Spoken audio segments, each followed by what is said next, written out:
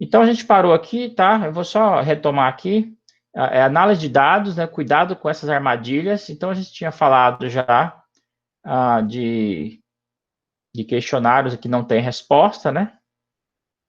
Dados ausentes também, pessoas que se recusam a responder. Números precisos, né? Quando você fala que uma cifra é exata, né? Isso também é errado, porque você não tem como saber os números exatos, né? Como nesse caso aqui, a população do Brasil, né? Então é melhor você trocar por usar a palavrinha cerca, né? É cerca. Isso torna assim o fraseado ou enunciado mais fidedigno, né? Mais preciso. Porcentagens. Então aqui, cuidado com porcentagens muito pequenas, né? Então, por exemplo, aqui, se uma revista que divulga uma enquete e diz apenas a porcentagem, 87% disseram não dos entrevistados, né? Ou dos que participaram de uma pesquisa ou de uma enquete. E 13% disseram sim.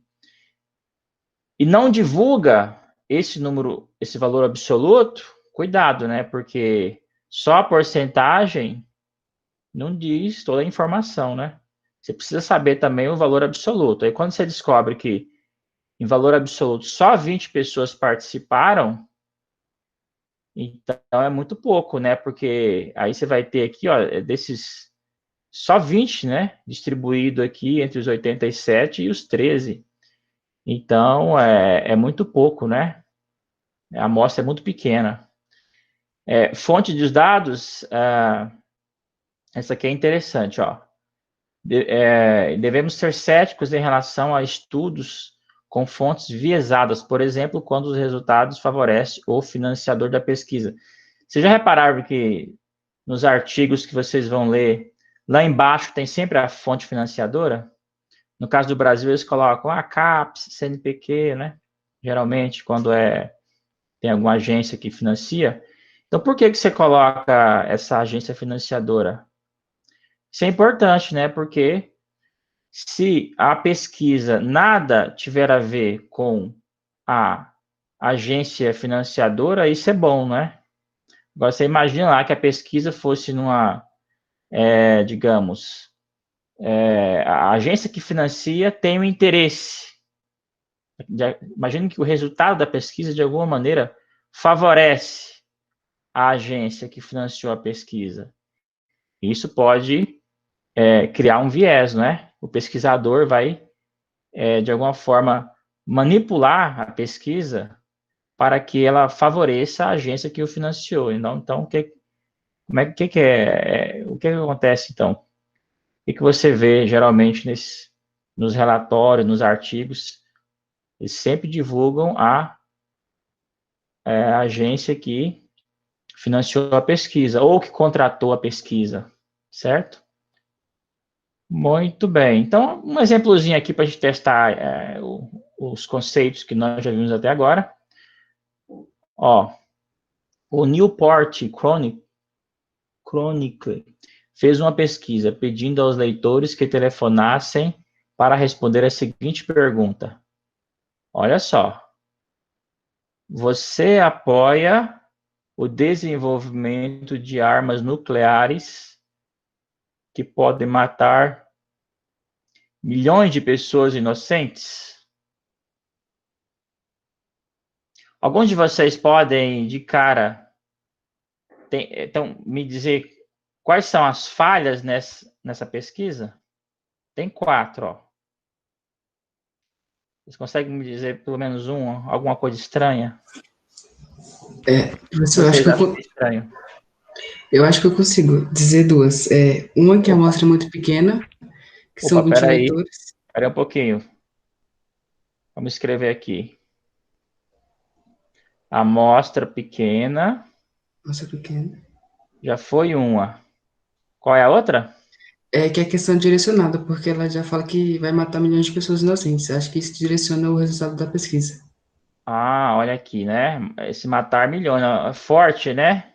Uhum. Quer dizer, já tem embutida na pergunta um valor de juízo, né? Então, se a pessoa disser que apoia, né, já ela estaria dizendo que ela é a favor de se matar, ou concorda, ou é indiferente a que milhões de pessoas morram, né? Então, pergunta direcionada, né?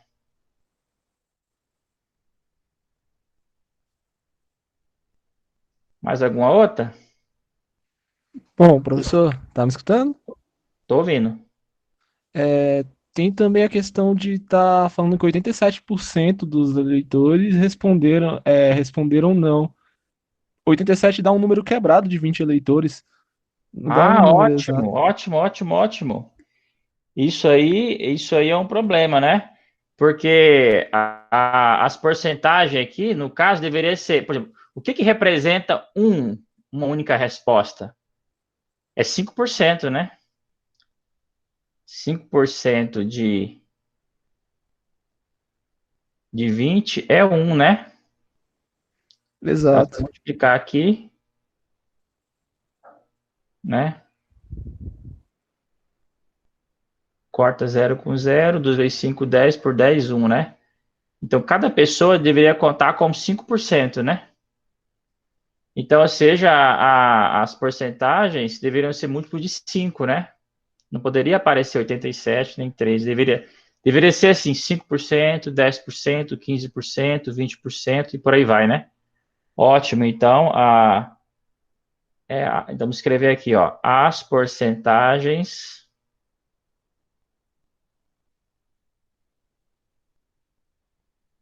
não são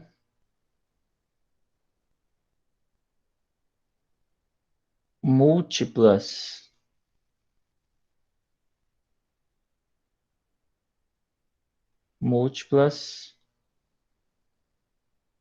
de 5%, né? E a última é essa aqui, gente, ó, é a própria amostra, que ela é a amostra de resposta voluntária, ó, porque os próprios eleitores telefonaram, tá vendo? Ó? Não é uma amostra aleatória. Então, só aquelas pessoas interessadas na pesquisa que telefonaram, né? Então, essa aqui é uma amostra de resposta voluntária, como já vimos, né? Não é uma boa amostra porque tem viés, né? Amostra de resposta voluntária. Então, tá aqui 4 defeitos nessa pergunta, né? Muito bem, gente. Muito bem. Então, vamos aqui para frente, então.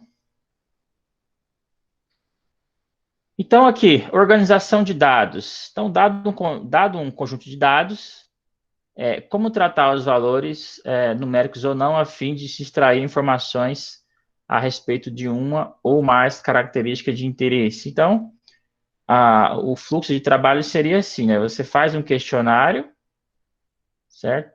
Se aplica esse questionário com várias perguntas, se for, no caso, uma pesquisa de, feita por questionário, que é muito comum, né?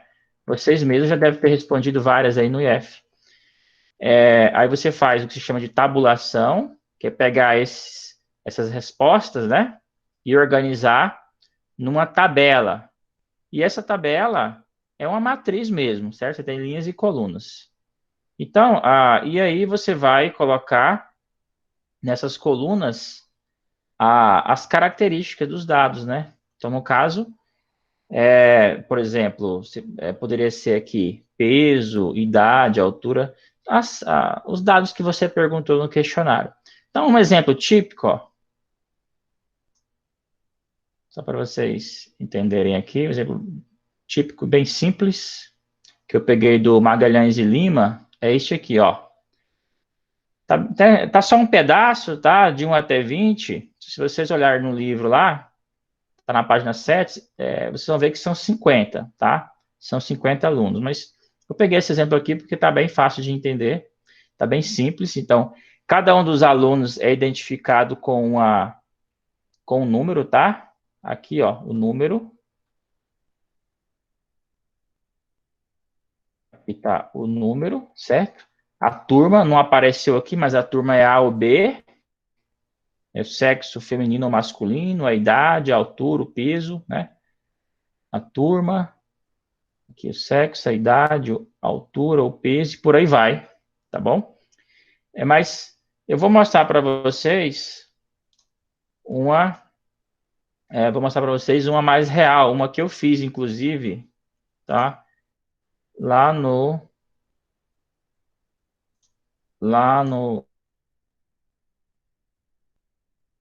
IFG. Vocês estão vendo meu questionário? Sim. Vem? Positivo. Beleza, então tá vendo aqui? Esse é um exemplo de questionário, tá? Esse questionário eu fiz no Lime Survey, que é um programa padrão que o IF usa para produzir questionários para vocês. Então, basicamente, um questionário é se você coloca um texto no início aqui, tá? É importante que você diga que a pessoa não vai ser identificada. Isso é importante destacar, tá? E também você se identifica, né? Dizendo de onde você é e para que serve a pesquisa. Um enunciado básico. E aí vem as perguntas, tá vendo? Ó, basicamente são essas aqui, né? Só vou correr aqui para vocês verem, ó. Aqui eu cometi o erro de perguntar a idade, essa aqui foi a que mais ficou em branco, as pessoas não quiseram falar. Então seria bom colocar aqui, usar aquele truque que eu falei, né? Que eu só fui descobrir depois. Você pergunta o ano que a pessoa nasceu, né? E aí tá, são um monte de perguntas, tá vendo? Só vou correr aqui para vocês terem uma ideia, ó. Um monte de perguntas, que a pessoa vai marcar aí um X em cada uma, né? Então, algumas questões são numéricas, ou seja, a gente vai ver isso daqui a pouco, né? As variáveis estão misturadas, né? Variáveis qualitativas, quantitativas. A gente vai ver isso daqui a pouco. Eu vou folhear aqui para vocês verem. Então, basicamente, essa é a forma de um questionário, tá? Agora eu vou mostrar para vocês o que acontece quando você tabula. Então, tá vendo? Ó, aqui vem esse ID, tá vendo? A identificação da pessoa, no caso do programa que eu usei, né? Para tabular. Ele transformou cada pessoa num número, tá vendo? Ó?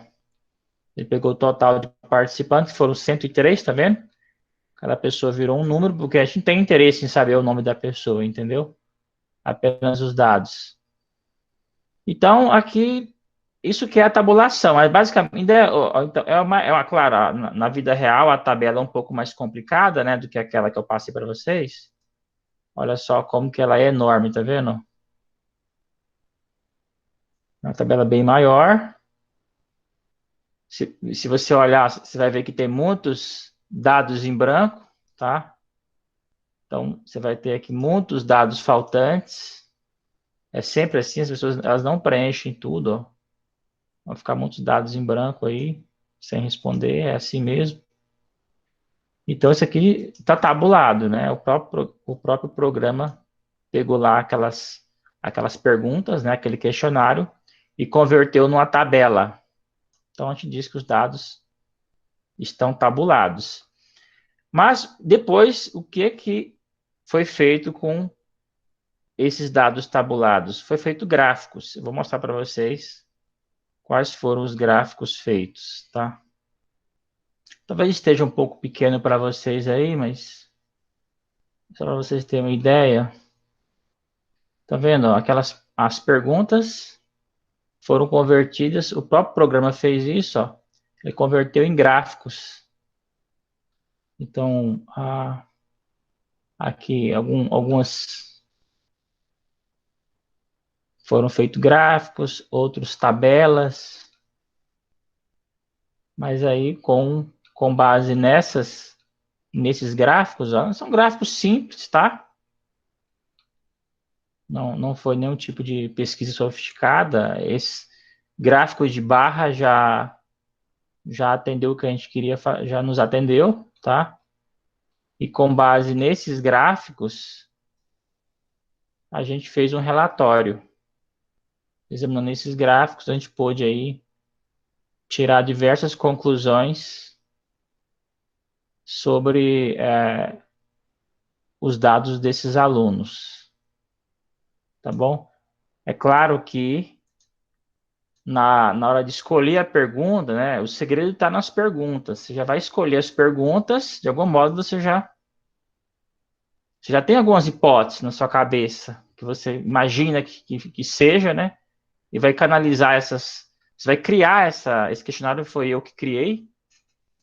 Basicamente, eu já tinha uma ideia do que eu queria, tinha uma imagem mais ou menos do que eu queria saber, e os tipos de perguntas que eu fiz era para confrontar aquelas intuições iniciais que eu tinha a respeito das turmas, né?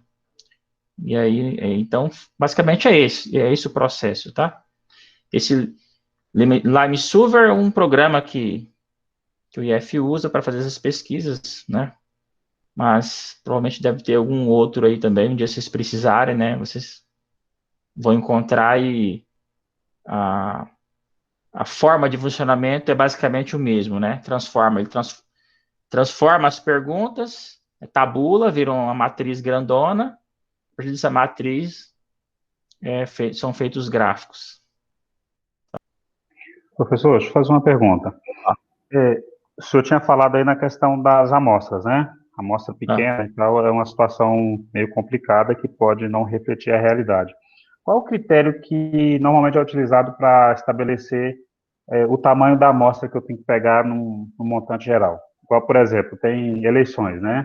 Eles pegam uma quantidade lá e mostra foi entrevistado tantas pessoas. Qual o critério utilizado para definir aquela quantidade e a amostra ficar uma amostra bem próxima à realidade? Você sabe falar? Sim, existe um cálculo, né? O cálculo do tamanho da amostra.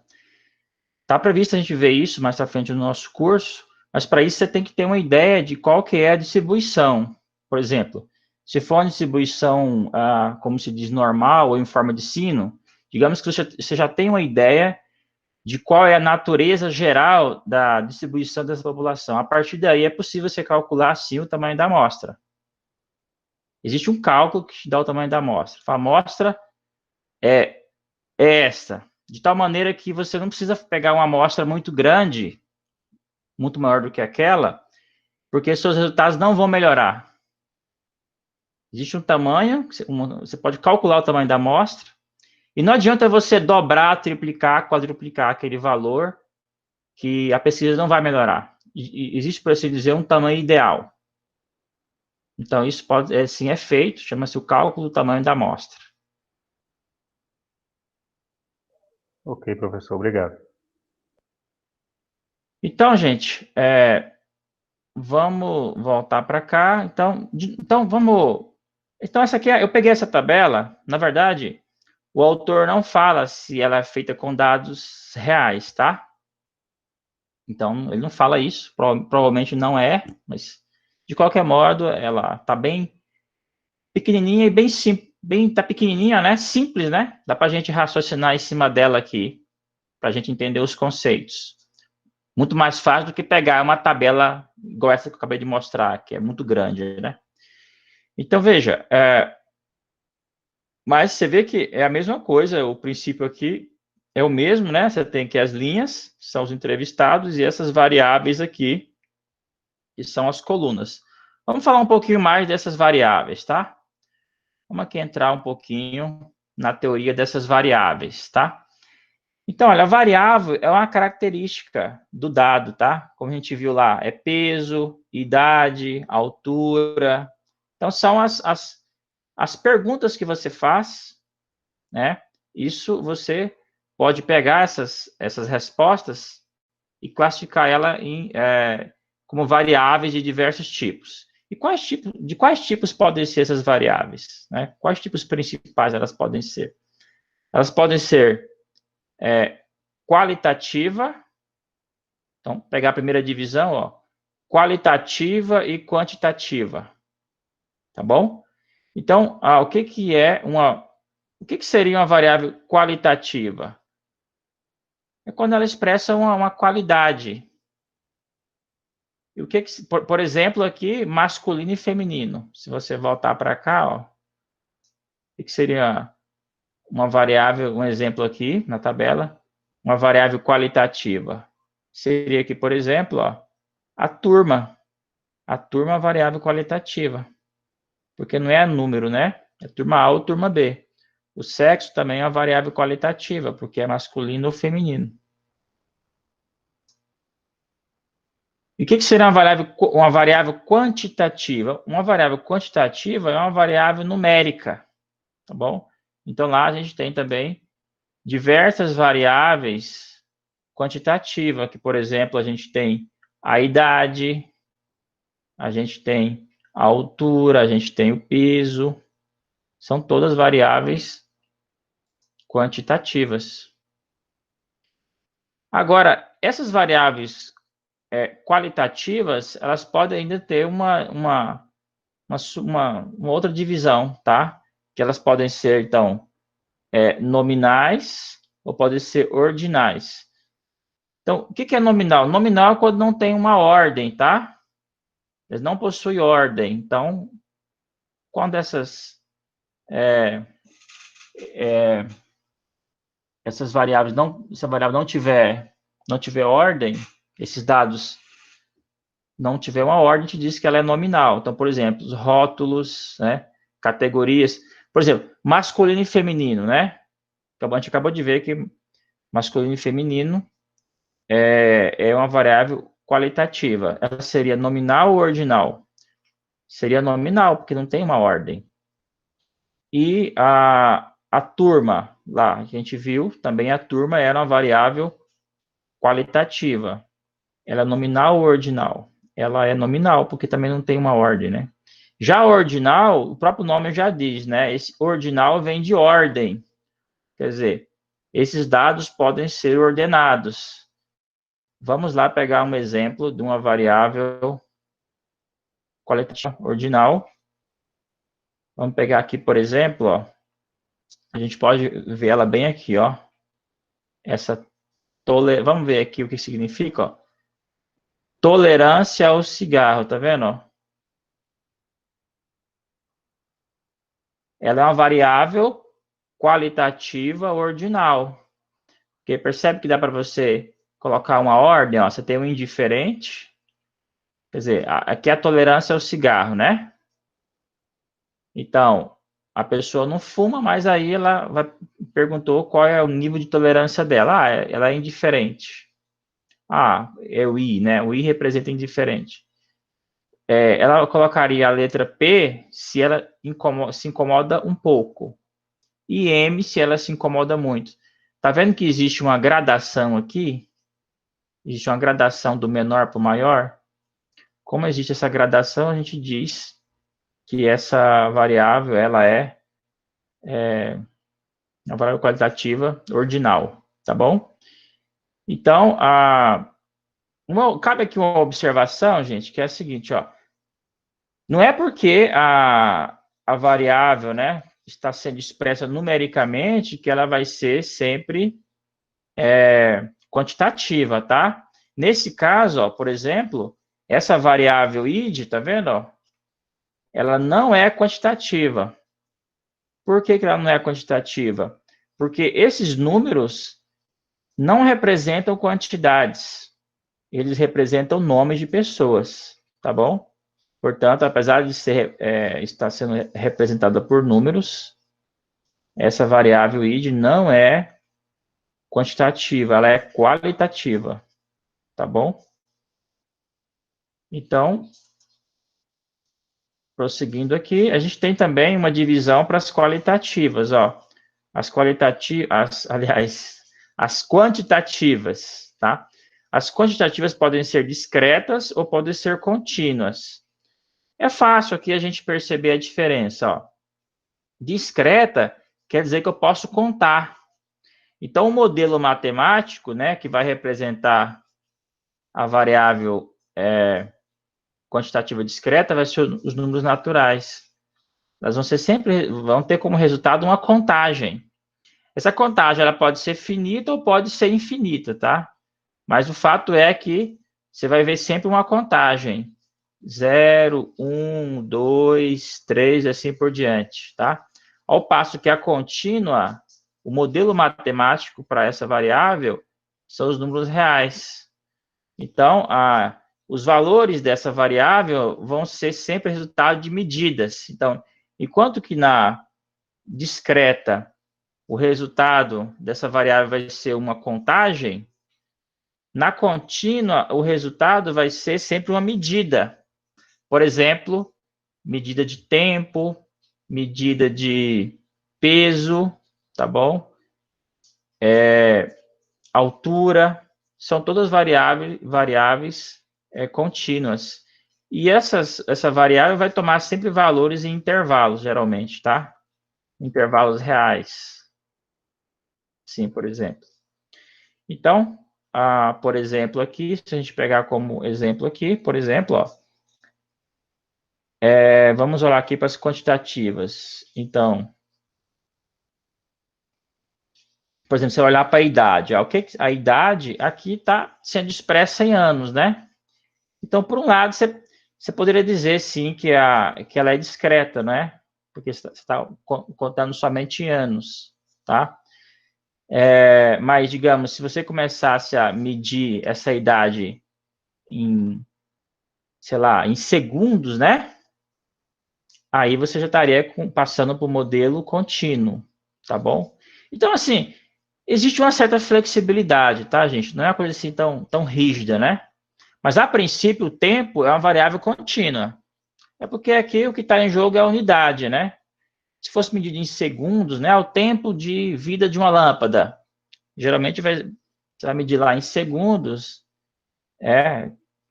Então, aí você estaria usando aí seria, no caso, uma variável contínua, tá?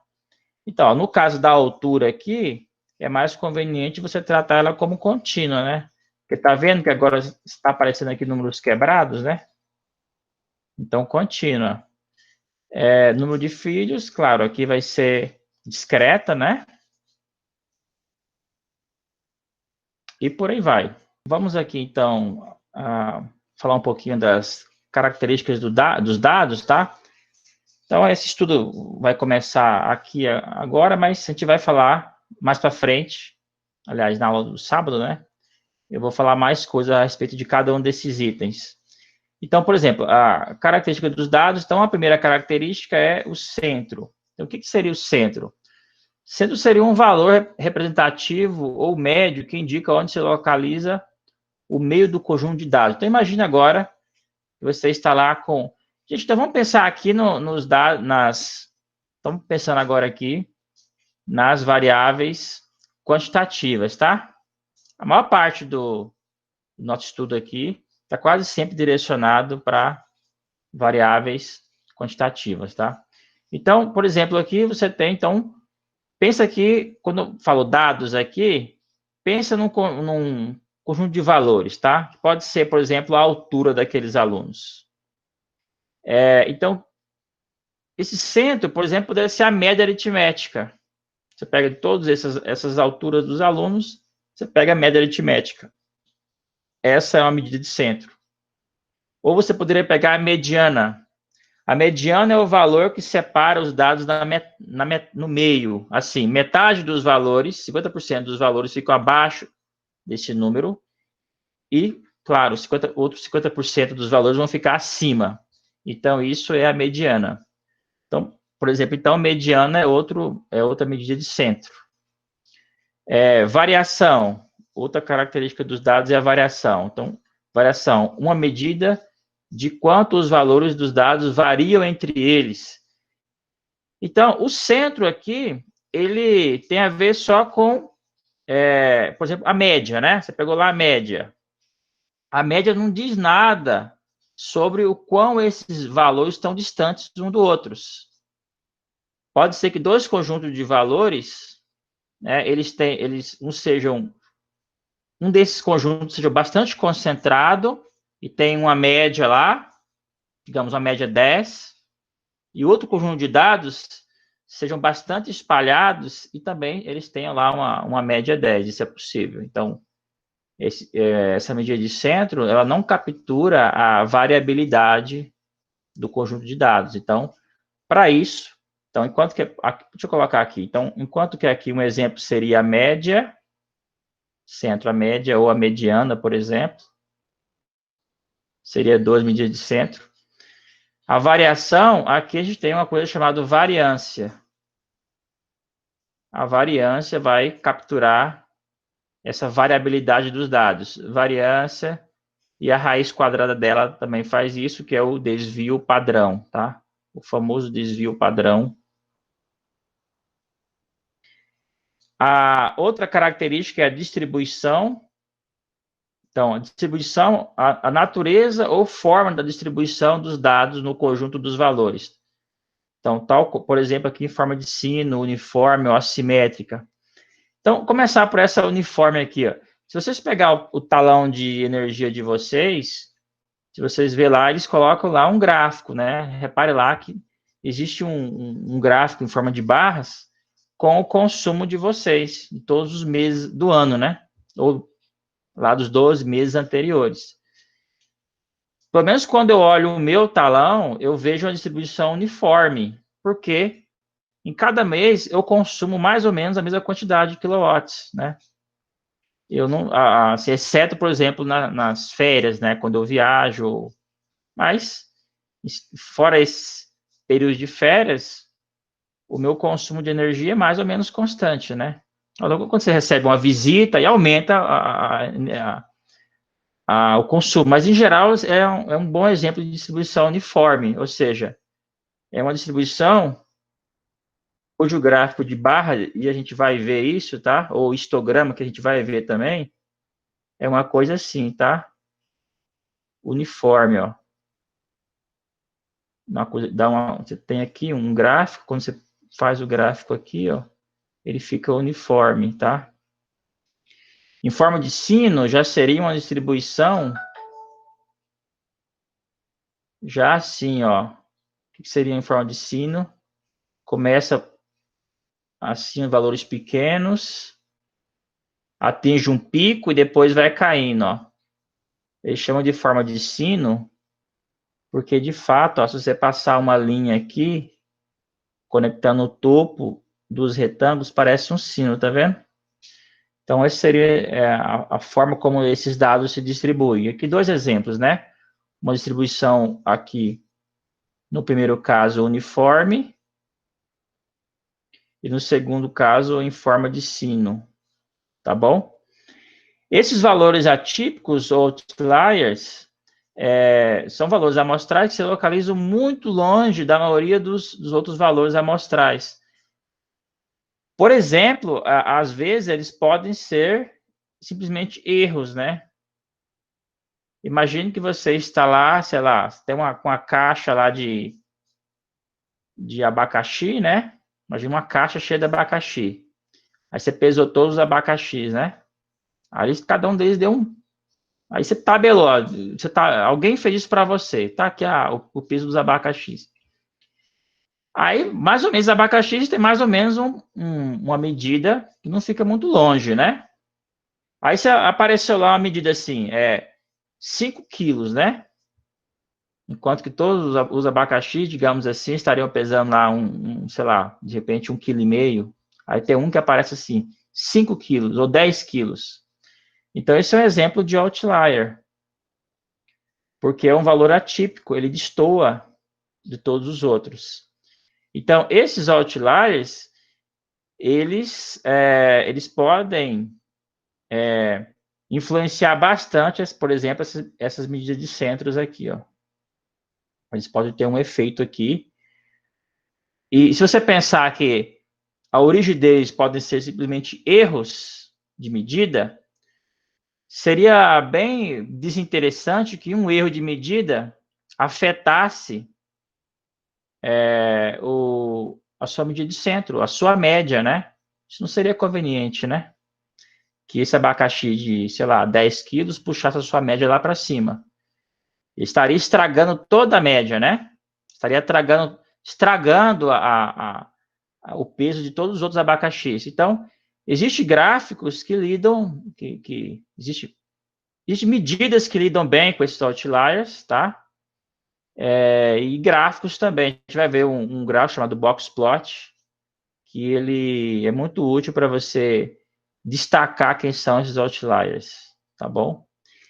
E também a mediana é